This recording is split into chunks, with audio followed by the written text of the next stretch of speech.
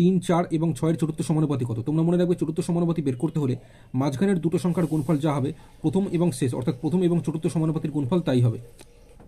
তো সেক্ষেত্রে এখানে মাঝখানের দুটো সংখ্যা বলতে 4 এবং 6, তো 4, 6 গুণ করলে 24 হচ্ছে। আমি কি বলেছি, মাঝখানের দুটোর গুণফল যা হবে প্রথম এবং শেষ অর্থাৎ প্রথম এবং চতুর্থ সমানুপাতির গুণফল তাই হবে। তো প্রথমটা এখানে 3 আছে, তো 3-এর সাথে কত গুণ করলে এই 24 আমরা পাবো? আমরা দেখতে পাচ্ছি 3-এর সাথে এখানে 8, অপশান এ অনুযায়ী 8 গুণ করলে আমরা 24 পাবো।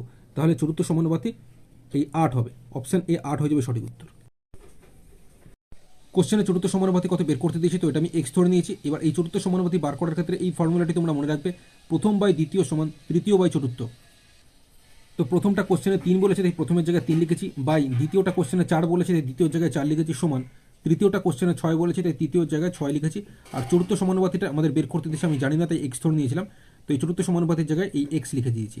এবার কোনাকুনি যদি গুণ করে 3-এর সাথে এক্স গুণ করলে 3x সমান এখানে 6-এর সাথে 4 কোনাকুনি গুণ করলে 6, 4 গুণ করলে 24।